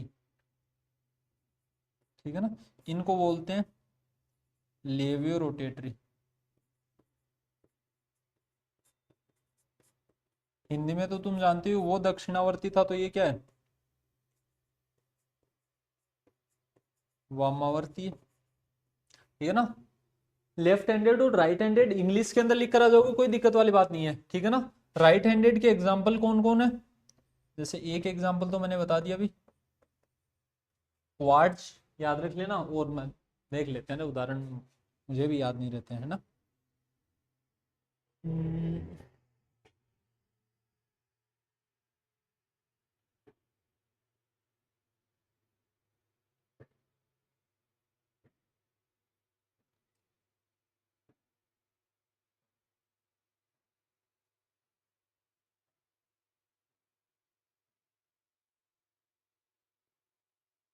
और क्या एग्जाम्पल है इसके? अच्छा, क्वार्ट्ज दोनों का एग्जाम्पल है। क्वार्ट्ज आर से इसको रिप्रेजेंट करते हैं, और लेफ्ट हैंडेड को किससे रिप्रेजेंट कर देते हैं? क्वार्ट्ज एल से। इसके और एग्जाम्पल होते हैं शुगर, चीनी, और एग्जाम्पल क्या होते हैं इसके? देखा था यार, शुगर के अलावा भी एक और एग्जाम्पल होता है, जैसे इसका एक और एग्जाम्पल होता है टारपिन। हिंदी में लिख देते हैं चलो। टारपिन जो होता है ना, जो सड़कों में काम में लिया जाता है, टारपिन ऑयल इसका एग्जाम्पल होता है। एक अल्फा फ्रक्टोस इसका एग्जाम्पल होता है, ठीक है ना। इसका शुगर के अलावा ग्लूकोज भी इसका उदाहरण होता है। तो ये सारे इनके एग्जाम्पल हैं। राइट हैंडेड मतलब, तो अगर आपसे तुमसे इतना ही कह दे कि राइट हैंडेड को एक्सप्लेन करो, या right handed optically active mediums क्या होते हैं उनको एक्सप्लेन करो, तो उनको भी आप एक्सप्लेन कर सकते हो या नहीं एक्सप्लेन कर सकते भी। हाँ, एक और होती कपूर की गोलियां। ग्लूकोज कौन सा? ग्लूकोज भी अलग अलग होते हैं क्या? D glucose. इसके अलावा कपूर भी इसी का एग्जाम्पल है, ठीक है ना। कपूर को इंग्लिश में क्या बोलते हैं? कैम्फर।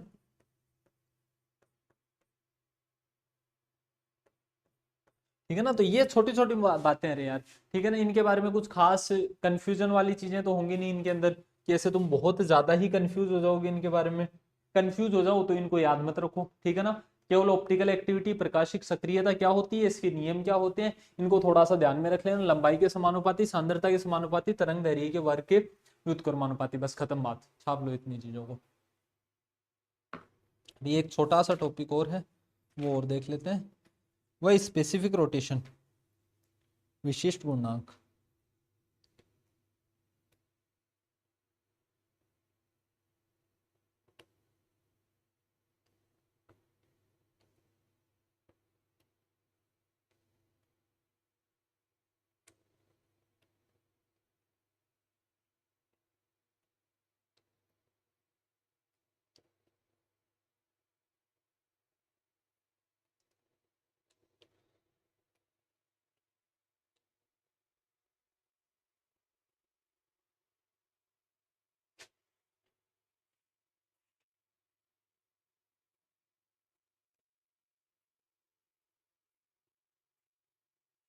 नेक्स्ट है स्पेसिफिक रोटेशन, विशिष्ट गुणांक। किसका मात्रक पूछा जाता है, आपसे कहेगा explain specific rotation and give its unit, उसका मात्रक और व्यक्त कीजिए। तो इसकी यूनिट कैसे देंगे, तो ध्यान रखना, अभी हमने एक रिलेशन पढ़ा, थीटा किसके डायरेक्टली प्रोपोर्शनल होता है, थीटा किसके समानुपाती था भाई, एल के। लेंथ के क्या था, डायरेक्टली प्रोपोर्शनल। अगर मैं कह दूं, क्या कह दें भाई, कि टेम्परेचर कांस्टेंट है, तापमान नियत है और तरंग दैर्घ्य नियत है, तो यहाँ क्या आएगा, एक प्रोपोर्शनलिटी सिंबल को हटाने के लिए कोई ना कोई कांस्टेंट आएगा, इसको हमने बोल दिया एस। ये एस होता है ना, इसी को क्या बोलते हैं, इसी को क्या बोला जाता है अभी, विशिष्ट गुणांक बोला जाता है। इसकी यूनिट, इसका मात्रक इंपॉर्टेंट है अभी एग्जाम पॉइंट ऑफ से, इसकी यूनिट या इसका मात्रक क्या होता है, इसकी यूनिट होती है डिग्री पर मिलीमीटर, ठीक है ना। एमएम के अंदर लेंथ मेजर की जाती है। डेफिनेशन क्या दे सकते हो इसकी, ये क्या है रे, स्पेसिफिक रोटेशन या विशिष्ट गुणांक क्या है, तो कोई भी हमारे पास ऐसा क्रिस्टल है जो क्या कर रहा है, थीटा प्रोड्यूस कर रहा है, या फिर जो प्लेन ऑफ पोलराइजेशन है उसको चेंज कर रहा है, तो उसकी एल लंबाई, अच्छा एल अगर मैं एक मान लू, सुनो एक बार, अभी हमने जो नोटेशंस यहाँ काम में लिए वही काम में ले लेते हैं यहाँ पर। Rotate plane of polarisation of polarised light लिखना, फॉर कांस्टेंट टेम्परेचर,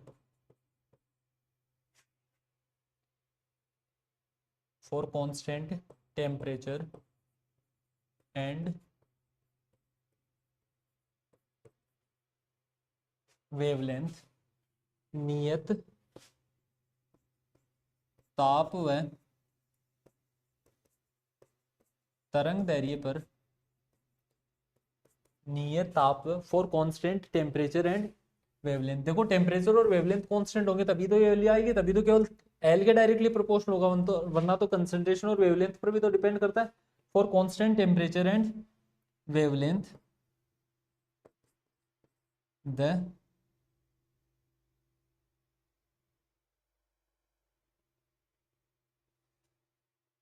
थीटा को क्या बोला अभी हमने, angle of rotation, the angle of rotation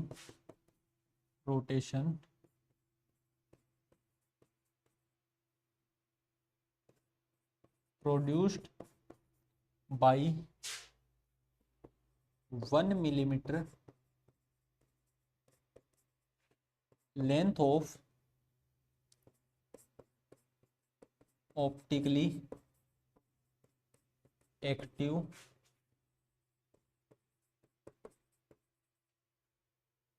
the angle of rotation produced in plane of polarization, in plane of polarization, ठीक है ना। इन plane of polarisation लिखा है यहाँ पर मैंने, ठीक है ना, अगर नहीं लिखा हो तो। The angle of rotation produced इन, नहीं भी लिखोगे तो भी कोई खास दिक्कत नहीं है, बस मैंने लिख दिया है, याद रह जाए। तो ज्यादा लिखवाऊंगा तो उनमें से दो चार चीजें तो वैसे छोड़ दोगे तुम। The angle of rotation produced in plane of polarization by 1 millimeter length of optically active medium is called specific rotation. नियत ताप व तरंग दैर्घ्य पर प्रकाशिक सक्रिय पदार्थ की 1 मिलीमीटर लंबाई द्वारा प्रकाशिक सक्रिय पदार्थ की 1 मिलीमीटर लंबाई द्वारा ध्रुवण तल में उत्पन्न घूर्णन कोण को ही ध्रुवण तल में उत्पन्न घूर्णन, अब घूर्णन बोल रहा हूं मैं, गए वाला घूर्णन रोटेशन, घूर्णन कोण को ही विशिष्ट घूर्णांक कहा जाता है। यहां हमने क्या लिखा देखो, इफ हमने क्या कहा, लेंथ अगर 1 मिलीमीटर हो जाए, इफ लेंथ इज 1 मिलीमीटर, अगर यहाँ एल की जगह मैं 1 मिलीमीटर लिख दूं तो एस थीटा ही है क्या, तो यही हमने डेफिनेशन दी है, ठीक है ना। अगर एल 1 मिलीमीटर हो जाए तो एस किसके बराबर होता है, थीटा के बराबर होता है। थीटा क्या होता है ये हम पहले ही पढ़ चुके हैं, क्लियर है इतनी बात, कोई कंफ्यूजन। अच्छा एक क्वेश्चन करवा लें आज की क्लास में, वैसे क्लास तो काफी देर की हो गई है, ओ 1.5 घंटे की, एक क्वेश्चन करवा लेंगे अभी। चलो एक आपकी एग्जाम में आया हुआ क्वेश्चन बता देता हूं मैं, किस तरीके का क्वेश्चन आता है क्वार्टर वेव प्लेट से। क्वेश्चन इस फॉर्म के अंदर भी मिल सकता है अभी आपको, जैसे एक किसका क्वेश्चन है, calculate the thickness of quarter and half wave plate, quarter और हाफ वेव प्लेट की थिकनेस डिटरमाइन करनी थी। क्वेश्चन किस फॉर्म में आ सकते हैं, क्वेश्चन न्यूमेरिकल भी आ सकते हैं क्या, ये आपका PYQ है, ठीक है ना, यूनिवर्सिटी एग्जाम का। Calculate the thickness of quarter wave and half wave plate for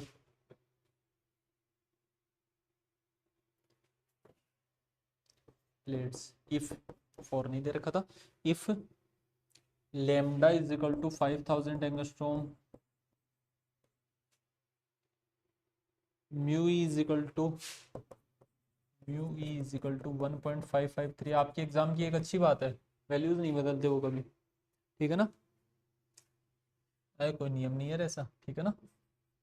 mu naught बराबर 1.544। अब मुझे मत कहना सर पॉजिटिव क्रिस्टल है या नेगेटिव क्रिस्टल है, कौन सा फॉर्मूला लगाए, दिया हुआ ना, म्यू नॉट से ज्यादा किस में होता था, लिखना चतुर्थांश तरंग व अर्ध तरंग प्लेट की मोटाई ज्ञात करें यदि, तो हम जानते हैं किसके लिए, सबसे पहले किसकी बात कर लेते हैं, हाफ वेव प्लेट, फिर किसके लिए बात कर लेते हैं, क्वार्टर वेव प्लेट।